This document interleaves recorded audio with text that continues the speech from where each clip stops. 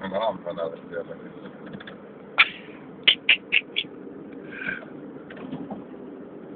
Szép vagyok. Nagyon szép. Lábad az pont elfér, meg úgy mi egymás mellett is. Ha nem kell megmozdulni. Ezt a speciális váltást megnézzük.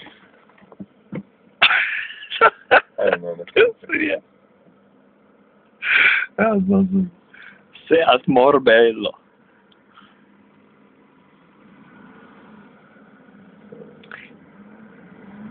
Figyelj. Ez hülye. Istenem, bazzeg.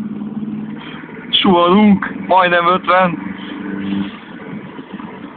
Nagyon gyorsuljuk ezt az opát, figyelj. Figyelem. Majd neki megyünk mindjárt.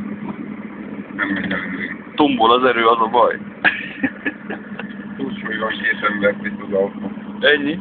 Hát figyelj, nem mindegy, hogy 400 kg vagy 560. És az egy ember vagy 2?